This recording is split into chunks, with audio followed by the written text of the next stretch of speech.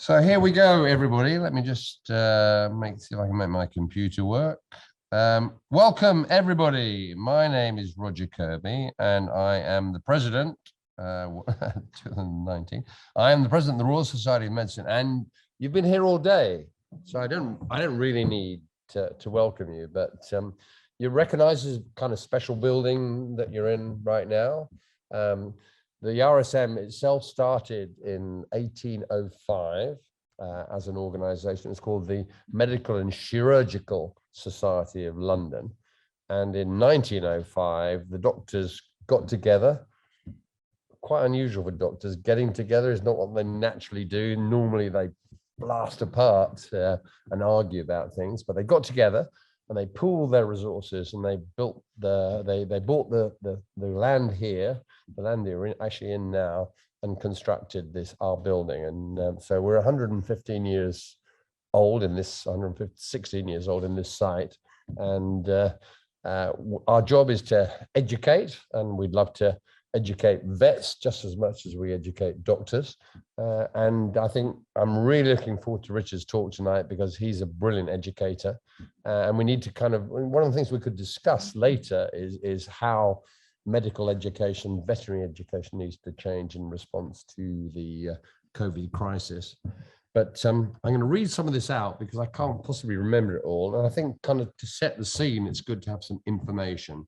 So I've just looked on the outside, the list of presidents. We've got one of our presidents there wearing the mask. I think the only person in the room wearing the mask right now. Okay, yeah. All the rest of us are going to die, but B will survive. So in 1998, Lord Salisbury was president of the Royal Society of Medicine, but he did a lot of other things apart from that. He was brought up in the former county of Westmoreland on his family farm. I guess that's why he became a vet, at Temple Sowerby. And he was professor of animal pathology at the University of Cambridge between 1978 and 1993. He was an honorary member of numerous international parasitology societies. I didn't even know there were parasitology societies, but I guess they are. And he was a member of the Council of the Royal College of Veterinary Surgeons, and a past president of the Royal Society of Medicine, as I've mentioned, the Royal College of Veterinary Surgeons, and an emeritus fellow of the Wolfson College, Cambridge. So a very prestigious man. He was created a life peer on the 22nd of May in 1990, Baron Salisbury of Swaffham Prior, which is a lovely little village just north of Cambridge. I've actually been there. It's a really lovely little village. And was introduced into the House of Lords on the 12th of June. Expert advisor to the UK government on animal welfare, which we all believe in, of course, these days, especially these days, science and technology. And he was president of the Royal Institute of Public Health until 2008. Also veterinary surgeon to Her Majesty the Queen. Wow, that is a big, so he must know more about corgis than anybody else in this country. Yeah, so that's a really big deal. Sadly, he passed away on the 8th of May in 2017, peacefully at his home in Swaffham Prior, aged 90. So there, you have him there. Oh, I need to do this one. Can it work? Yes, there he is. This is a portrait of Lord Salisbury, which I think, was it Jennifer or Martha said it was her favorite painting? One of the two of you. Yeah, Martha, I think. Thank you very much. These are the previous Salisbury lectures, so a pretty distinguished crowd. I won't read them all out because you can read them for yourself. But tonight I want to introduce Richard Horton.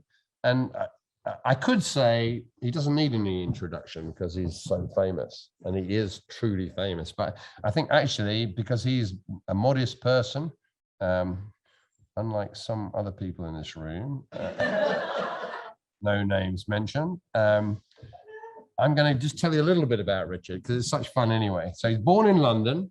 That's a positive. Education at Bristol Grammar School, another positive.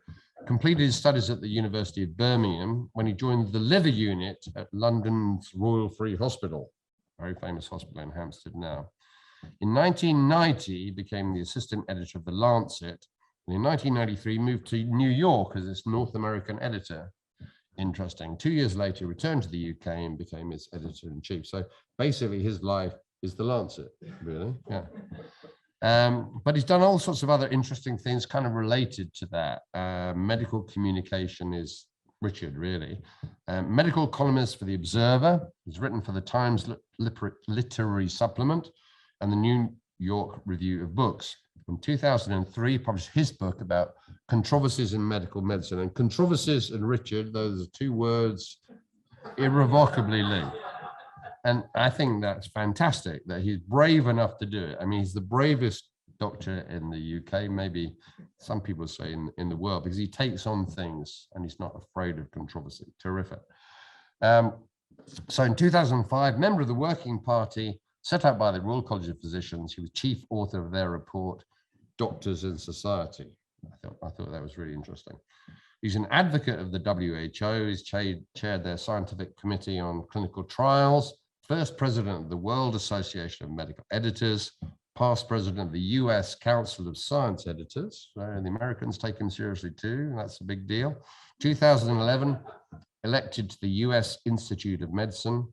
2011 to 2015, he chaired the Independent Expert Review on Information and Accountability for Women and Children's Health. Important too, especially in our current environment. 2016, appointed to the United Nations Secretary General Ban Ki-moon as expert group advising the High-Level Commission on Health, Employment and Economic Growth. Served on the Office of the United Nations as High Commissioner for Human Rights. And he's a passionate advocate of climate change. And he's one of the people behind trying to get the medical profession behind climate change and our change in our lifestyles to save our planet. So, wow. Maybe that's a slightly long introduction, but it sets the scene. And the last thing to say is that it's really interesting. He's not using any slides tonight. He's just going to speak into the microphone and the camera over there, Richard. That's where the camera is. So because we have people online, and welcome everybody online this evening, rather than only speaking to the audience and using slides, which sometimes the people online can't see, he's just going to give a talk. So over to you, Richard. Thank you very much.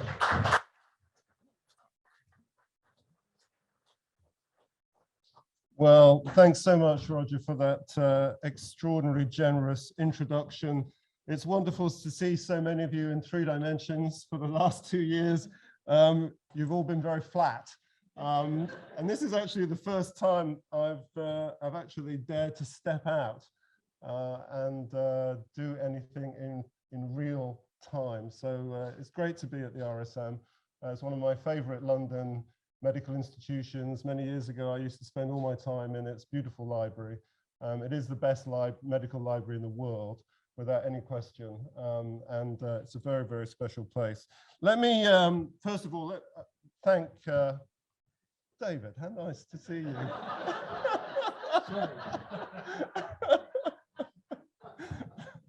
I saw you this morning, actually. I was watching you by computer, so yeah, very good entrance. You timed it brilliantly. Enter stage right. Let me thank Dr. Judy MacArthur-Clarke, Chair of the Board of Trustees of the Salisbury Foundation, for the kind invitation to join you. Any members of the Salisbury family who might be watching or here, thank you very much. It's a great honor. I remember Lord Salisbury very well. He didn't know me, but I remember seeing him around the RSM all those years ago. And thank you to the RSM's comparative medicine section, which I hope to convince you by the end of the next 35, 40 minutes or so, deserves to have a much more central place in the life and work of the RSM than perhaps it currently has. Now, the relationship between humans and animals is, of course, deep and ancient. And these relationships have only grown more complex over time. Today, what I'd like to do is to examine one aspect of our association with animals, an aspect that has provoked a controversy of momentous geopolitical importance. It's a story that is, perhaps I would submit to you, the most urgent story facing the One Health community today. And that is, of course, the origins of SARS-CoV-2 and the pandemic of COVID-19 that it has precipitated. Writing in 2004, in the aftermath of the first SARS outbreak, which you heard David talk about this morning, beginning in Guangdong, moving to Hong Kong, Linda Safe, who was then working at the Ohio Agricultural Research and Development Center, wrote this in one of the concluding documents, an analysis of what took place. At present, she wrote, we understand very little about coronaviruses or other viruses circulating in wildlife or their potential to emerge or recombine with existing coronaviruses as public or animal health threats. And of course, 20 years on, the same is true today for SARS-CoV-2, except that the stakes are infinitely greater. It's important to know how this pandemic originated so that we can at least try to learn how to stop it or something similar from happening again.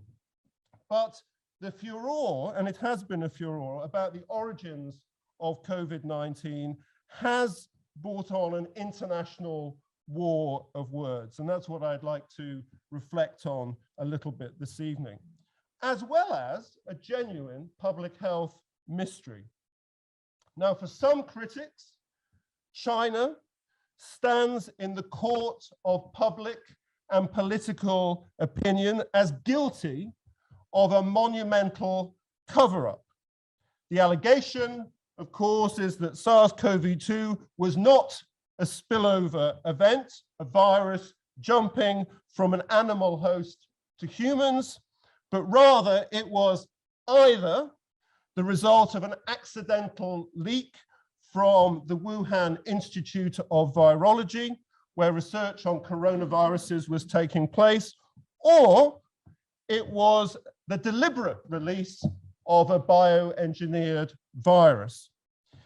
So let's briefly recount this story. It matters because the accusations against China have genuinely damaged the reputation and the credibility of the World Health Organization and its Director General, Dr. Tedros Ghebreyesus, at a moment when we need a credible WHO and a credible Director General of WHO more than ever. The allegations against China have made that country and its scientific and political leadership something of a pariah on the world stage. And they've also contributed to first President Trump and now President Biden identifying China as the #1 threat to world peace. This whole discussion of the origins of COVID-19 has contributed to this massive destabilization in world order, in international security. Between the West and China, there has emerged a new Cold War. As Mark Honigsbaum, who is one of our foremost historians of pandemics, has written, and I quote, "If China is found to have played a part in the origins of COVID-19, it would amount to the crime of the century." The discipline that has the potential to literally walk the world back from the brink of this catastrophe is your discipline, One Health. So no pressure. Let me go back to the beginning of this very strange tale. The beginning for me, at least. January the 24th, 2020, we published a paper from a group of Chinese clinicians and researchers that described the first 41 patients with what we eventually came to call COVID-19. It set out the clinical description of the disease that we know only too well today. But importantly, it also identified that 27 of those 41 patients had been exposed to a very particular location in Wuhan, the Huanan seafood market. So what was the connection between that market and the disease? The very first fatal case that was reported in that paper was exposed to the market. His wife was not exposed, but she developed symptoms of COVID-19, and that fact suggested, although didn't prove, but suggested person-to-person transmission. At the end of this clinical description, this case series, the authors pointed out that SARS-CoV-1 and MERS coronavirus were believed to have originated in bats. So quite reasonably, they asked, was SARS-CoV-2 and COVID-19 a zoonosis as well? But before that question could be answered seriously, of course, it rapidly became clear that politics would collide head-on with science. President Trump, remember him? He'll be back, was quick to call SARS-CoV-2 the China virus. He claimed that he had seen definitive evidence that the Wuhan Institute of Virology was the origin of the virus. He said that on the record at a White House press conference. And now, in response to this politically explosive situation, in February of last year, we published a letter. The letter was authored by Jeremy Farrar, director of the Wellcome Trust, Linda Safe, who I've already mentioned, Rita Colwell, who was a former director of the National Science Foundation, several leading scientists who spent their careers working on coronaviruses, and someone called Peter Daszak, who I will come back to on occasion throughout the next half an hour. That letter that we published on February the 18th, in the middle of this political firestorm about China's role in the origins of the pandemic, set out to praise the scientists and public health and medical professionals in China for their work, for their rapid identification of SARS-CoV-2, their response to the outbreak, and their willingness to share their data. This effort has been remarkable, they wrote. But they then went on to point out what they called rumors and misinformation about the origins of the virus that was now threatening opportunities for international cooperation, which we so desperately needed in the headwind of a pandemic. So they condemned what they called conspiracy theories, suggesting that COVID-19 did not have a natural origin. Instead, they argued that the overwhelming body of evidence suggested that SARS-CoV-2 was originating in wildlife, as they put it. Fatefully, they signed off their letter, "We declare no competing interests." But what very quickly became clear is that one author of that letter did indeed have an interest to declare. And it was an incendiary interest that lit the blue touch paper for some of the events that have taken place over the last year. It actually took 17 months for Peter Daszak to correct the record of that statement of no competing interest. In that declaration, he said that his salary was paid by a non-profit organization, which I noticed was somebody from that organization was the last speaker at this lecture, the EcoHealth Alliance. The mission of the EcoHealth Alliance is to develop science-based solutions to prevent pandemics and promote conservation. All very good. But the EcoHealth Alliance has indeed worked in China, funded by NIH and USAID, and indeed it has funded work that's taken place at the Wuhan Institute of Virology.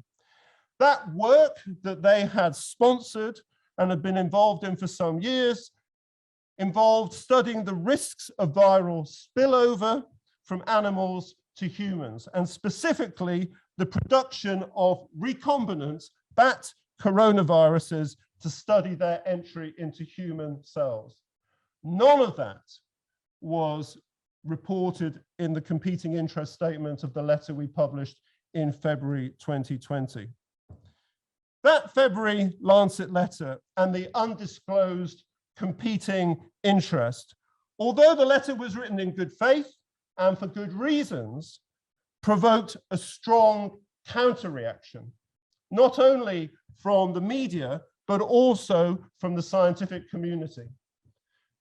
In May, David Relman and others published a letter in Science arguing that there should be more investigation into the origins of the pandemic. They pointed out that a WHO inquiry that took place in the first half of this year concluded that a lab leak was, in their words, extremely unlikely. But they criticized the World Health Organization for not taking a lab leak more seriously. Only 4 out of over 300 pages of the WHO investigation final report were devoted to a lab leak.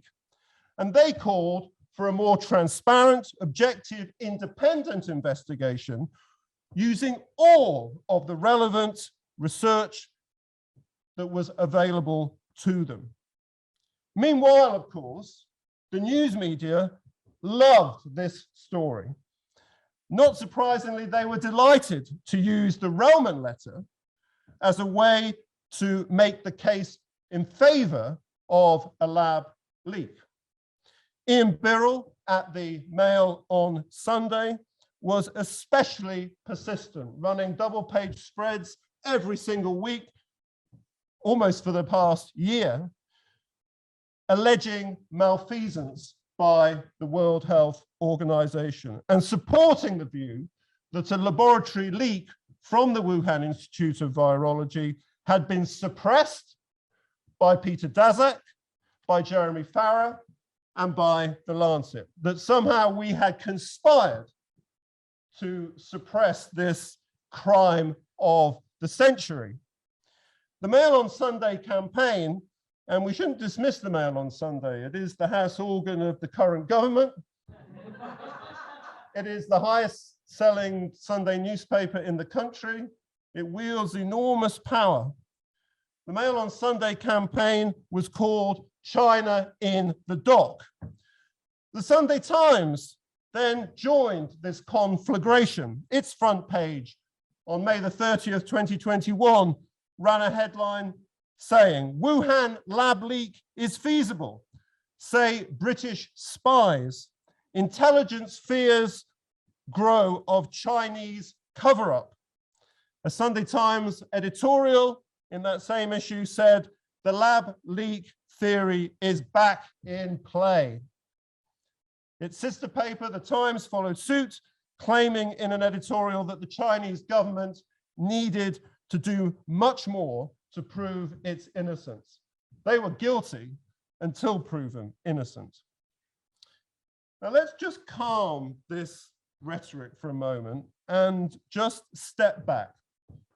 It is fair to say that there is a perfectly legitimate line of inquiry to pursue here. In fact, Tony Fauci, who's done such a brilliant job in leading the US response under often very difficult political circumstances, Tony Fauci has called for greater transparency about the work that's taken place at the Wuhan Institute of Virology. And it's surely right to be concerned about the security of 59 Wuhan-like biosafety level 4 laboratories across 23 countries around the world. We shouldn't just give those laboratories a free pass and assume that everything is fine. But the attacks in the media have become increasingly personalized. In June of this year, the Mail on Sunday, you're going to hear a lot about them, the Mail on Sunday targeted Jeremy Farrar directly under the headline, British head of Wellcome Trust is accused of a chilling bid to stifle debate around the lab leak theory. And under massive pressure, truly massive pressure, the World Health Organization seemed to walk back on the conclusions of its independent investigation. Director General Tedros argued that every hypothesis should be open. We should not close off the validity, potential validity of a laboratory leak. At the G7 meeting in Cornwall in June this year, President Biden said that he remained undecided about the origins of the pandemic. And we have seen this mounting geopolitical tension that has led, of course, China's political leaders to double down on their innocence, denying the possibility of a laboratory leak, denying that so-called gain-of-function research took place at the Wuhan Institute of Virology, and dismissing all attempts by the international community to revisit the possibility of a lab leak. The Chinese government, it has to be said, didn't always help itself when making its case for its innocence. It invented the existence of a Swiss biologist who supposedly claimed, none of this was true, that the United States had pressured WHO to be more open to a laboratory leak. All fiction. But the animosity, which still is growing between the United States and Chinese governments, was dramatically intensifying during the course of this year. In August, Beijing officials demanded that Washington opened a public inquiry into a US military laboratory in Maryland, trying to push the blame for the origin of the pandemic onto the United States. And they continued to refuse the possibility of independent investigators coming to the country to investigate the Wuhan Institute. What had become clear by the summer of this year is that the debate about the origins of the pandemic was no longer about the science. It was all about the politics. In August, the United States intelligence services, not CDC, not NIH, not the National Academy of Medicine, but the US intelligence services issued their own report saying that, in their words, they were unable to reach a final conclusion about the lab leak theory. That report had been commissioned by President Biden when he had come into office in January. The best they could say was that SARS-CoV-2 had not been developed as a biological weapon by the Chinese government. Well, that was something, I suppose, but still a lot of uncertainty around what took place at the Wuhan Institute. China, not surprisingly, immediately responded by promising a counter-attack against the United States. Fu Kong, Director General of China's Foreign Ministry, said this: scapegoating China cannot whitewash the United States. If they want to basically accuse China, they had better be prepared to accept the counterattack from China. Now, it was scientists who then tried to step in to quieten the shouting. In September, Linda Safe, again, she's played many important parts over the past 2 years, wrote in the Lancet, endless arguments back and forth about the emergence of SARS-CoV-2, pitting evolution and spillover in nature against a laboratory leak, do little to advance our critical knowledge base. So true. They pointed out that this environment of recrimination with implicit or explicit blame placed on the Wuhan Institute and its scientists made it absolutely impossible to get anywhere near discovering the truth of what had taken place to initiate the pandemic. But then, of course, that triggered another group of scientists. And this is, unfortunately, another one of the lessons of the past 2 years. It hasn't only been the politicians who've engaged in somewhat ham-fisted combat. Scientists have too.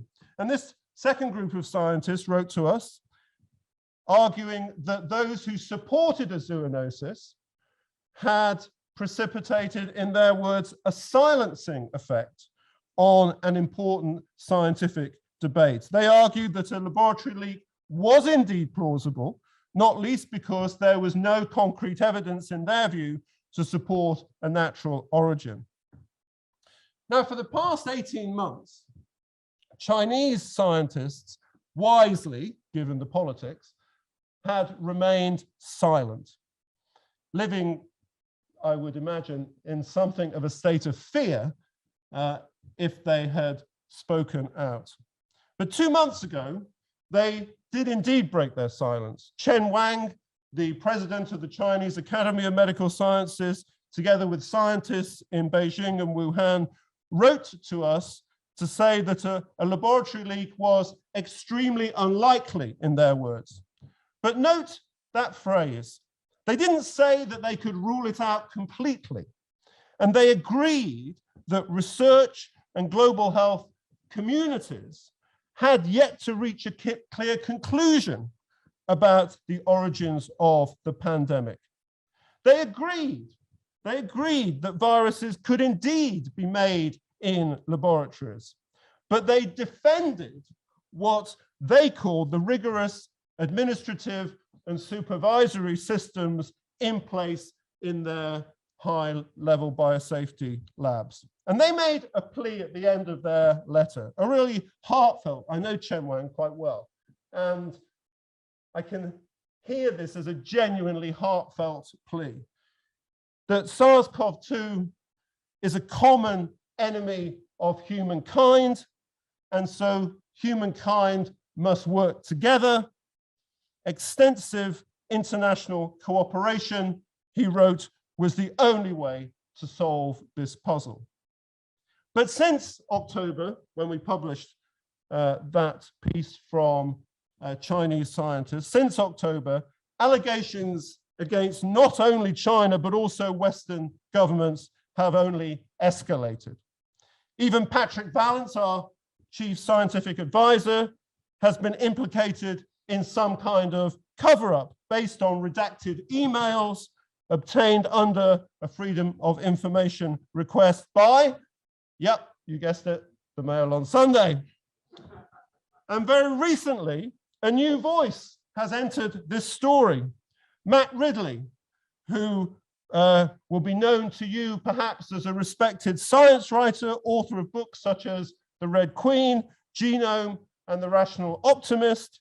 He's now the 5th Viscount Ridley and sits as a Conservative member of the House of Lords, an elected hereditary peer.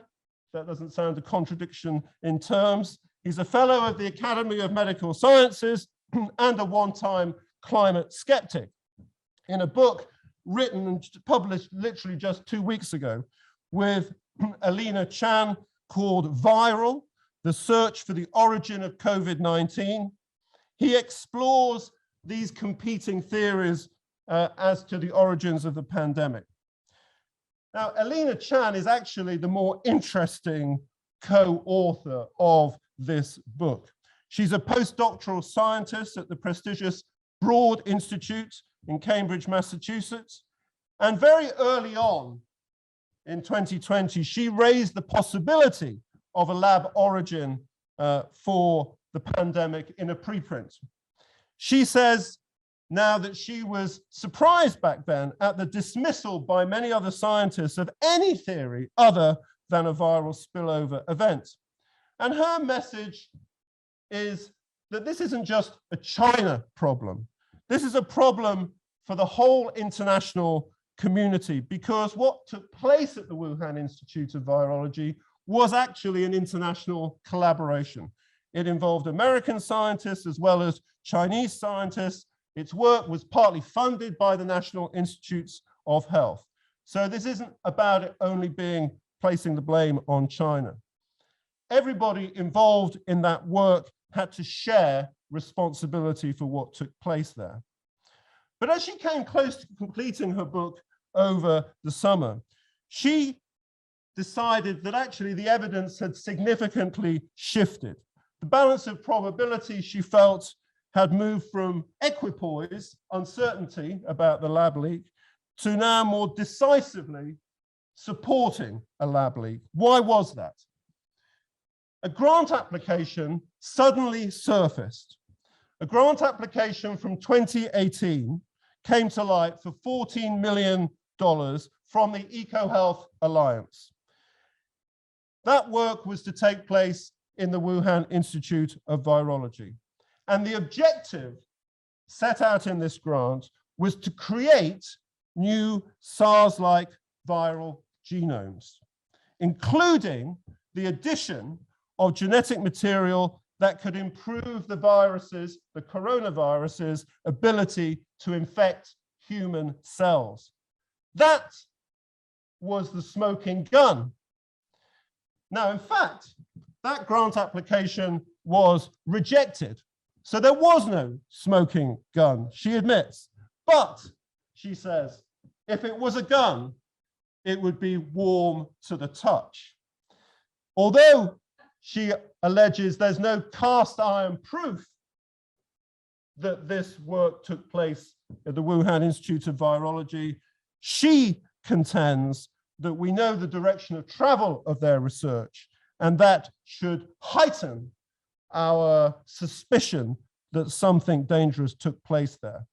They write in their book, so you don't have to go and buy it. I will just read you the conclusion. These revelations show that all is still to play for, except this is not a game. The world now faces the strong possibility that scientific research intended to avert a pandemic instead started one. From the start, there had been an active campaign by Chinese scientists and government officials, aided and abetted by far too many scientists, scientific journal editors, and journalists in the West to prevent the world finding out what happened. Now, the World Health Organization has come in for special criticism. President Trump's attacks on the agency and its Director General, his decision, President Trump's that is, to defund WHO, and his claim that WHO was somehow responsible for the pandemic by not being tougher on China. All of these attacks unquestionably put the agency on the back foot. It has been a convenient punchbag, not just for the United States, but for many other Western governments who are looking to blame others to distract from their own slow responses, missteps, and outright mistakes. But I think, personally, that WHO has done its best with a very weak hand. The agency, remember, has no authority to force countries to submit to an independent investigation. It is a member state organization, frustratingly so, but it is what it is. It is a member state organization. Its headquarters, its secretariat, its director general can only take instructions from its member states. The best that WHO can do is to be a platform for a kind of technical or at best moral voice of reason. Now, WHO's first report into what took place in China that was published in March of this year suggested that there was an animal intermediary between bats and humans that was responsible for the spillover event that led to the pandemic. And the priority, WHO argued, was to follow the animals, beginning at the Huanan market. But WHO has been heavily criticized for that conclusion. The central charge is that they used this investigation as a veil, as an exercise in political diplomacy, not independent scientific inquiry. And WHO's credibility and its authority has, sad to say, continued to weaken since that report in March because of the onslaught of criticism. In August, the Sunday Times ran a powerful front page story. China, it said, the WHO and the power grab that fueled a pandemic. And the claim was that China had infiltrated the very center of the World Health Organization. Exhibit A was that its previous Director General, Margaret Chan, had been nominated by the Chinese government. It was a takeover by one member state that sowed the seeds of a disaster. Now, I think that criticism is entirely unreasonable and based on a complete misunderstanding of the agency's role. The group that the World Health Organization appointed to conduct this independent investigation into the origins of the pandemic was, in fact, only the first part of a sequence of inquiries, which I'll explain in a few moments. That first phase of the investigation took an explicitly One Health approach to its method. It looked into and tried to reconstruct the very early days of the pandemic. It mapped the products sold at the seafood market. It tested livestock, wildlife, pets, and zoo animals, looking for evidence of SARS-CoV-2 infection. The idea of a lab origin was explicitly not in the original terms of reference or mandate of this WHO committee. But the team soon realized when they were in China that the lab leak theory was too important to ignore. And so they raised it with Chinese colleagues. They spoke to the leadership of all three laboratories in Wuhan that were handling coronaviruses, and they included a lab leak in their final report as one of 4 possible pathways for the virus entering the human population. So in fact, the WHO appointed team put the possibility of a lab leak back on the table themselves for the international community to consider. Entirely the opposite of what WHO's critics were contending. And now, just in the last few days, over the last week, a new team has been appointed for phase 2 of WHO's investigation. It's called the Scientific Advisory Group for the Origins of Novel Pathogens. It includes 28 scientists selected from over 700 nominations. Peter Daszak was a member of the first phase team. He's no longer a member of the current team. The terms of reference make explicit that there will be, and I quote, an independent evaluation of all available scientific and technical findings on the origins of SARS-CoV-2. No cover-up. You won't be surprised that our friends at the Mail on Sunday have already branded these 28 scientists as discredited. But in truth, WHO has actually put together a team with extraordinary multidisciplinary expertise across animal biology to virology, genomics to biosafety, zoonosis to environmental risks. And now it needs to move quickly. The window of opportunity that we have for discovering significant evidence is closing fast. Many of the farms that were supplying live animals to cities across China, including Wuhan, are now closed and their animals cold. But the geopolitical context in which phase 2 of this investigation will continue is important to consider and can't be ignored, because tensions between the West and the government of China are literally at breaking point. And you know them. The plight of the Uyghur population in Xinjiang, with allegations of mass sterilization, enslavement, and imprisonment. Repression of freedoms in Tibet. Military escalation over Taiwan. Hong Kong's national security law. Intimidation in the South China Sea. The encroachment of Chinese business interests in critical national infrastructure. China's promise to quadruple its nuclear capability to 1,000 warheads by 2030. Its cooperative approach with the Taliban. Suboptimal commitments at COP26, and most recently, the mysterious disappearance of tennis star Peng Shuai. This charge sheet has persuaded Western countries to adopt confrontational policies of containment against China. President Biden has made China his #1 foreign policy priority. In the United Kingdom, we've signed up to something called AUKUS, an alliance between Australia, the United Kingdom, and the United States to help Australia acquire nuclear-powered submarines, all part of an attempt to construct a ring of security around China. The political wound that is COVID-19 has only heightened these concerns.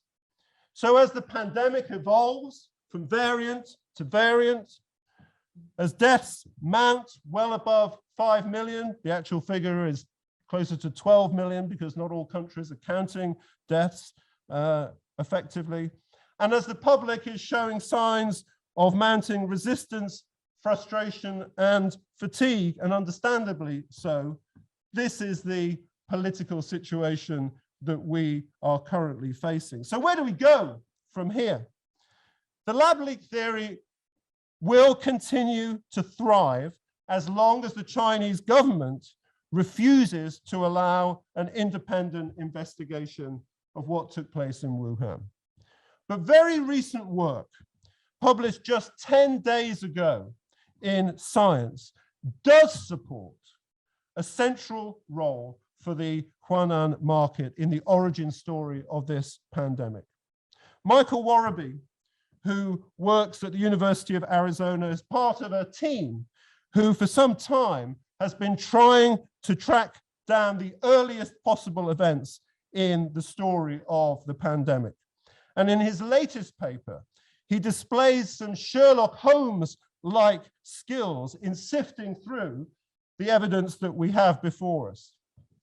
The earliest known case cluster of COVID-19 had no connection with the seafood market. Now, what does that mean? Does that mean a viral spillover event is unlikely? No. Other presentations of this originally mysterious pneumonia did have such associations with the seafood market. Remember in that first Lancet paper, a third of cases had no links. So we have some with links, some with no links. So does this confusing evidence mean that we can't draw any reliable conclusions? Not at all, argues Michael Warraby. When you strip away what seem like these contradictions, you're left with some very simple but compelling facts. I quote, "There was a genuine preponderance of early COVID-19 cases associated with the Huanan market. It was an extraordinary preponderance. A cluster of cases of COVID-19 in Wuhan, in and around the same place, in a city with a population of 11 million. This is not likely to be by chance, and associated with a live animal market where some of the same animals were present that we know were implicated in the Sars outbreak of 2002-03. Michael Warraby also makes the important point that we shouldn't actually expect every single one of those early cases to be connected to the market. SARS-CoV-2 is highly transmissible, and being asymptomatic is not uncommon. And so very quickly you will get to a point where you will have symptomatic cases that don't have any direct connection with the market at all.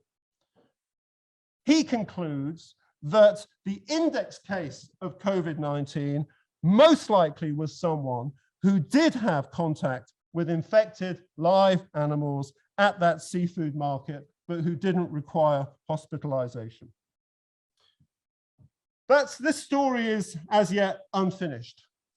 But let's try in the last few minutes to try and draw some of these threads together into tentative conclusions. And I have 4 tentative conclusions, not so tentative actually. First, this extraordinary conflict over the origins of SARS-CoV-2 shows why we need to, in Warburg's words, blanket the globe with a highly functional pneumonia of unknown etiology early warning system. Strengthening these systems of surveillance, of validation, alerts, all based on full transparency by all parties, using digital tools to connect laboratories around the world. That was one of the core recommendations of the Independent Panel for Pandemic Preparedness and Response, chaired by Helen Clark and Ellen Johnson-Sirleaf, published in May this year. And last week, the panel published its 6-month progress report. It praised WHO's creation of a hub for pandemic and epidemic intelligence in Berlin, and that certainly is a good start.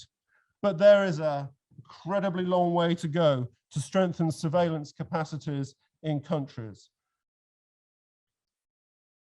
Develop mechanisms for linking signals that are picked up in different countries and translating those into efficient and effective responses. And COVID-19 is actually a perfect example of the challenge that this global surveillance system presents us. SARS-CoV-2 was likely circulating in China and Hubei province, where Wuhan is, at low levels back in October, November 2019. But its prevalence was just too low to be picked up to allow for its identification. But by the time that you had patients being admitted to hospital and identifying the virus that caused COVID-19, it was then too late. The virus had become firmly established in human communities, and it was impossible to turn history back. Now, today is actually day 1 of a special session of the World Health Assembly to consider whether a convention or a treaty could be put in place to strengthen these global surveillance efforts, to get the world to properly act together in a coordinated way, in a way they haven't done for the past 2 years, to address the risks of a pandemic. A great deal hangs on its outcome. And given the failures of the past 2 years, I can't be confident that we will have a positive outcome from those deliberations, sadly. A second conclusion. This debate about the origins of COVID-19 has been extraordinarily divisive, and it has harmed conditions for trusted cooperation between nations and between scientists. And yet, a productive environment for collaboration is an absolutely essential prerequisite to respond to the threat of a pandemic. And the confrontational approaches that we've seen, not only politicians, but also amongst some scientists, has poisoned the atmosphere for cooperation. It's hard to be a friend of China when you look at the long list of charges against the government, which I've set out. But without wishing to diminish any of those concerns, if we are going to be committed to our shared health security, it needs the full and welcome participation and engagement of Chinese medical and medical research communities with their international colleagues, not confronting them, accusing them, and blaming them. This is not the moment to vilify China over the origins of COVID-19. This is the moment to strengthen our solidarity with China in the face of a common global threat. A third conclusion, the debate over a lab leak has had one very positive outcome. It has shone a spotlight on laboratories that are authorized to deal with some of the world's most dangerous pathogens. I mentioned 59 such biosafety level 4 laboratories earlier in my talk, 25 in Europe, 14 in North America, 13 in Asia, 4 in Australia, and 3 in Africa. And there needs to be an urgent provision for an independent inspection mechanism for those BSL-4 laboratories. Only a quarter of countries with BSL-4 laboratories receive high scores for their biosafety and biosecurity. Only 40% of countries with BSL-4 laboratories are members of the International Experts Group on Biosafety and Biosecurity Regulators, where best practices are shared.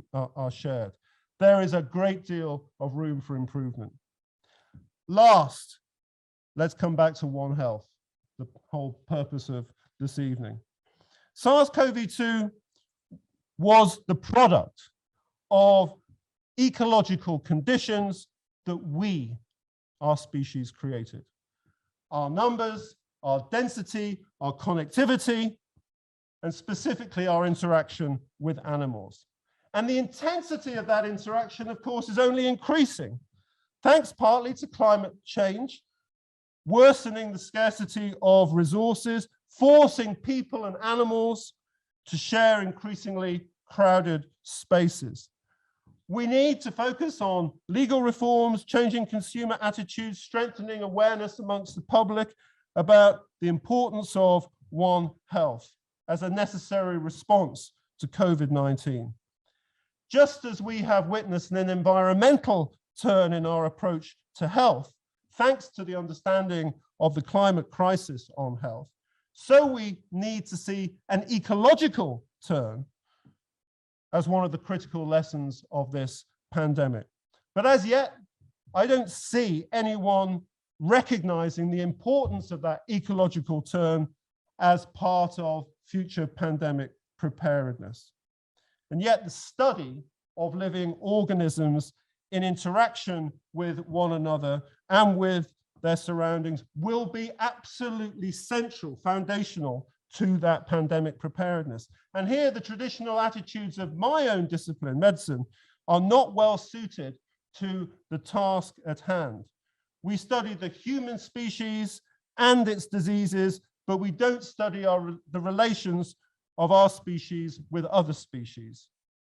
Arne Næss, who some of you may have heard of, was a Norwegian philosopher who died in 2009, aged 96. And he coined a term called deep ecology to represent the view of the biosphere that emphasized the intrinsic value of not only human, but also non-human life. It is a deep ecological turn that we need today, urgently. I don't mind whether we call it One Health or planetary health, it doesn't matter. But it certainly demands a radical transformation in our conception of health, habitat, and humanity. Thank you very much.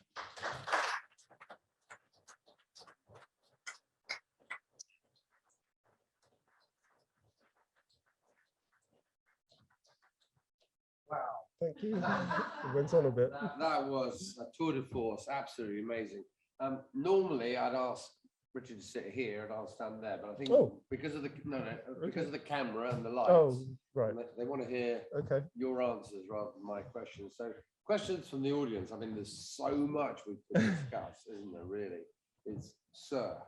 We met in the lift. We did indeed. John Cooper, you said that SARS-CoV-2 was the product of what we created. Would you say a little more about the human population increase? Are we doing enough, both nationally and internationally, in a sensitive way to discourage the increase in human population? Richard, just repeat the question. Okay. Because we've got the audience Yeah. online. Yeah. Okay, are we doing enough in a sensitive way to address the issue of human population? I think a member of the royal family just got into trouble for making a comment about this recently in the last few days. Look, this is a very sensitive issue, and I don't want to get Malthusian about it. Let me frame it in this way, that women should have access to, they have a right to have access to modern methods of contraception. And that's the way I would frame it. As soon as you start framing this discussion as one of population control, you run into, you know, historically inappropriate and impossible ways of thinking. If you frame it as an issue of sexual reproductive rights and health, then you're on a much better footing. So yes, for women having access to modern contraception. And when you look at that, there is an initiative called Family Planning 2030, which aims to expand access to modern contraception. Unfortunately, today we're very, very long way behind where we need to be to give women the right to control the fertility of their own bodies. So, thank you very much, Richard. I spend Marshall at Southampton Hospital. I'm a human physician and respiratory physician. I wanted to salute the public health physicians, scientists, and the clinicians in KwaZulu-Natal. Yes, absolutely. Transparency and rapid action in terms of identifying and transmitting that information to the world about the Omicron strain. I mean, of course, they'd be punished for that basically by being knocked out transport from South Africa too late. But what can the Chinese and what can we learn from transparency and speed and alacrity of movement of information to the public? just repeat the question. Okay, what can we learn from well, the story of China, the story of South Africa, Botswana, Southern Africa at the moment? I mean, the way the international community responded to China and has responded to the situation in Southern Africa is not creating the conditions for greater transparency in the future. If you have a president who immediately labels the virus the China virus, what incentive is there for the Chinese government to support its scientists? Is there a bird in there? To support its scientists in pressing for international collaboration when they get punished. And that's the same, exactly the same in South Africa. I've been emailing Slim Karim over the last few days, who's been involved in some of this situation. I mean, he's desperate about this. It's a desperate situation. I think the scientific community could do more to speak out more forcefully and be more critical of governments. I noticed that WHO today and yesterday was beginning to do that in social media posts, saying that this reaction was the wrong reaction. Shidi Moeti, who's WHO Afro's executive director, has been particularly critical of countries that have closed off travel routes to Southern Africa. So I think you're beginning to see a reaction, but I'd like to see more, and it's very disappointing to see our own government respond in the way that it has responded. The fact is, the variant's here, and cutting off Africa in the way that we've cut off is not the way forward. I mean, you're asking about prospects. I don't see good prospects. I mean, one of the things that we've learned in the last 2 years is that instead of having a coordinated global response to this pandemic, we've had 194 countries produce 194 responses with no coordination. And that's been a desperate failure. And I don't know how we get out of that.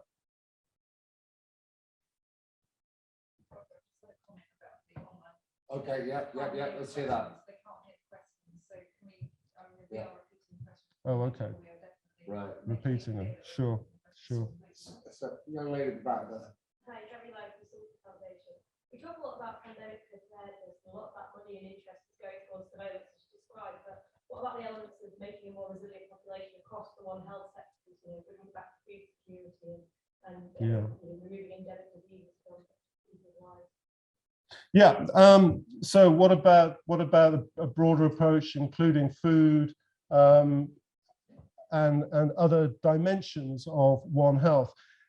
I mean, I think it's been very hard. I haven't approached it from a One Health perspective in some of the arguments that I've been trying to facilitate at the Lancet over the past 2 years. But one of the things that's frustrated me is that we've seen this pandemic as all about a virus. And of course, it's not all about a virus. The phrase that we've used is that it's a syndemic, a synthesis of epidemics. That you do have a virus, but it's a virus that has interacted with other epidemics. An epidemic of non-communicable diseases, for example, that's put a population at particular risk, all layered over a social gradient, so that we're not all equally at risk. Some people are more at risk than others, and those are people who are living in poverty or are at the wrong end of the social gradient in terms of inequality. And of course, One Health is then part of that more complex scenario. There's very little recognition of that complexity in the international debate, even amongst many scientists and those who are guiding the response to the pandemic, let alone politicians. If we're really going to learn the lessons of this pandemic, we have to tackle inequality, we have to tackle poverty, we have to tackle general ill health in the population, and we have to have this deep ecological turn. That, I think, is one of the, even the independent panel on pandemic preparedness didn't do that. So I think the task is really tough, but maybe this is where the RSM could be a beacon to project this, and the foundation to project this. Richard, we better stop. I know. Is there one? Okay. Yes. Yeah, you probably try that microphone. So we have a question. You have to repeat it anyway. Okay, sure. One question is, what can we do to train future doctors to have a better One Health perspective? Has historically been the case? Okay. Human doctors. Let's do one at a time. So, Yeah.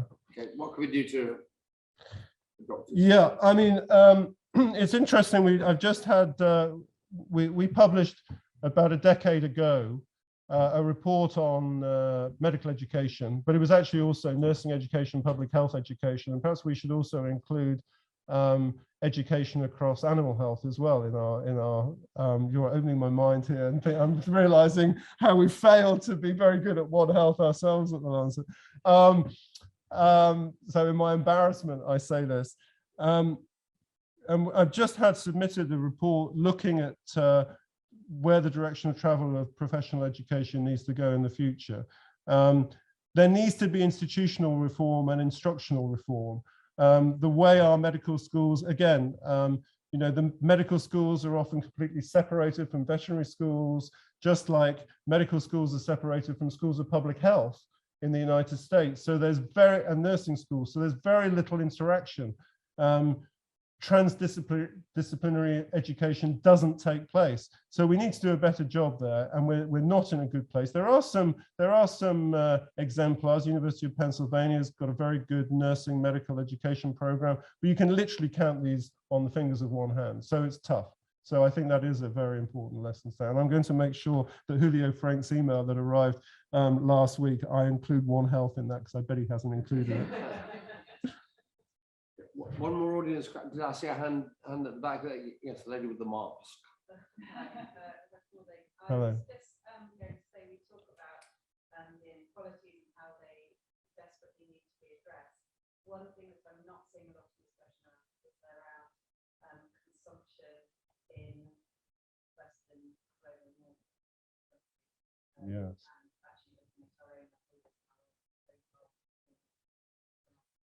No, and we saw COP20. Oh, sorry. Yes. So consumption. We're doing too much of it. So what can we do to diminish our consumption? Well, you saw at COP26 that we didn't make as much progress as we hoped we would make.